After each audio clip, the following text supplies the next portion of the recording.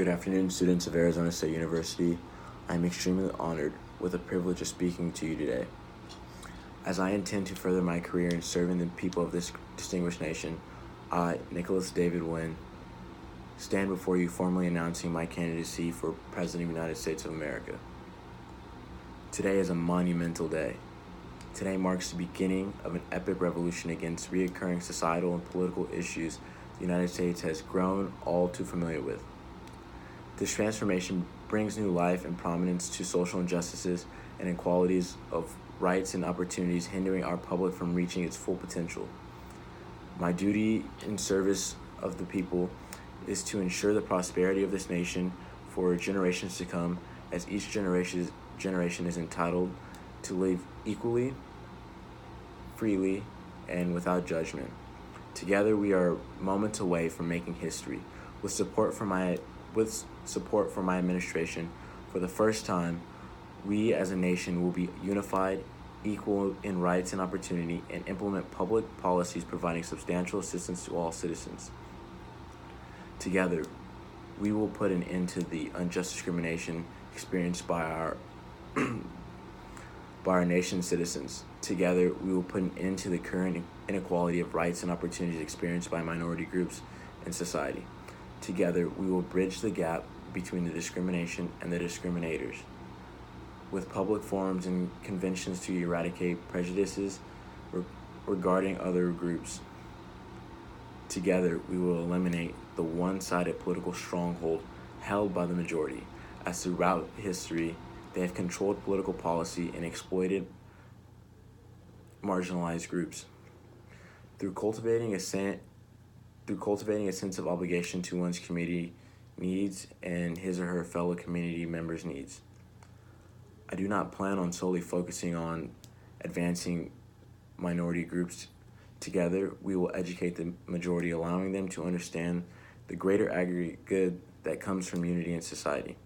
A quote from Edward Bernstein, a well-known German Marxism revisionist, explains that a society born in blood is unlikely to be as peaceful and democratic as one that involves nonviolent means, because ends and means are intrinsically bound together. Meaning, this reform requires support and lobbying for the ideas of unity and equality under our union by all citizens. It has come to my attention that each generation becomes more and more tolerating, inclusive, fair, and respectful of others' sexual identities, religion, races, and ethnicities, with your generation showing increased approval and lack of judgment for diversity in society. This shows the reform of our social constructs in relation to our opinions and behavior towards people or different cultures and sexual identities cannot begin at a more stimulating time. Your generation is going to pioneer and maintain the social inequalities this reform will bring upon the United States and exemplify the idea of being socially tolerant and politically unified. However, the road to greater glory may look smooth and mapped out. It is necessary we understand that creating a better world for you and those who succeed us will contain obstacles that may make progress seem impossible and unobtainable, but I assure you, with me, no obstacle is too great to overcome. Together, we must remain resilient to achieve the greatness that we Americans are born to achieve. Throughout my campaign, I ask one thing of you all. One thing. One simple request that will help bring upon a new era of governing in the United States of America. Your undoubted and committed support as I march up the steps of Washington and demand the efforts of this nation be shifted in the direction of rectifying the current social injustices plaguing our nation. I believe if we unite as one, we will conquer our obstacles. We will win together. This nation has undergone many social transformations since its beginning, most notably the emancipation of slaves, women's suffrage, and more recently the legality of same-sex marriage.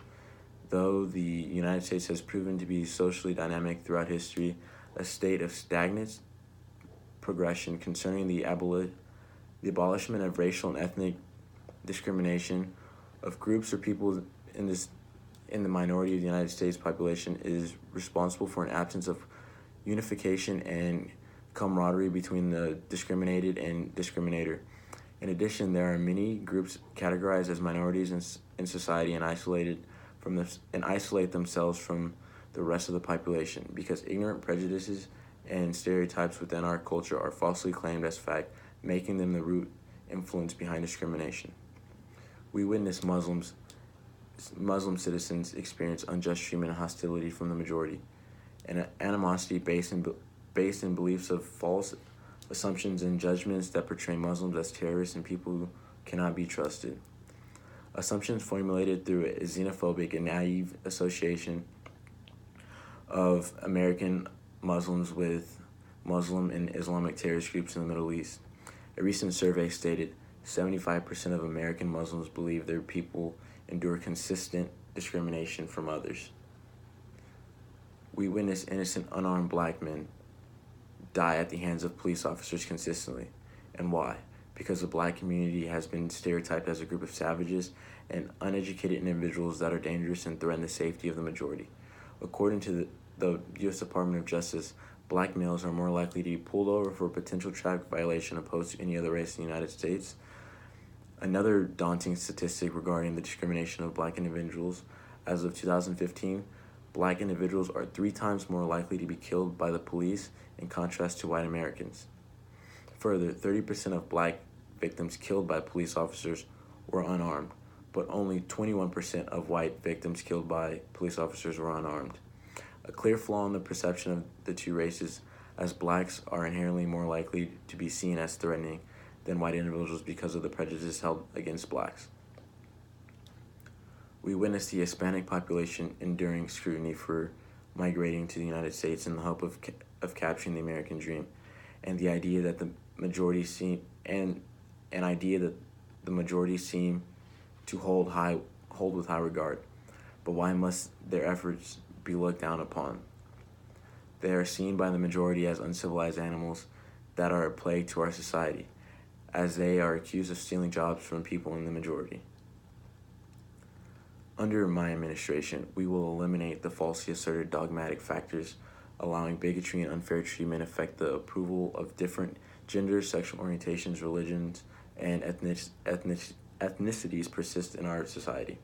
I will usher in a new feeling of cooperation and peace among our fellow Americans, one that promotes welfare and harmony in our union, to narrow our focuses onto policies hindering discrimination's existence. I cannot do this alone. Your role in this revolution is continuing to preach and conduct yourselves according to the ideals of equality and acceptance your generation holds as legitimate, just, and necessary for our country's social rebirth. Help me in changing the dynamic of our social society, help me in changing the dynamic of our society by being the symbol of tolerance, promoting national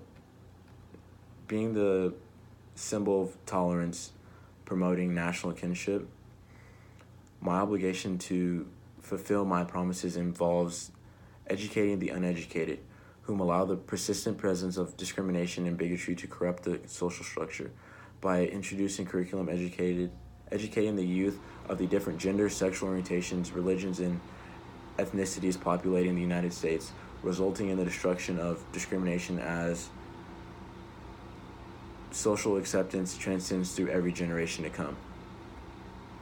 Furthermore, the prejudices that segregate our fellow brothers and sisters into many distinct and unbalanced factions prevents the unity of the United States in working to precisely identify the common good our government has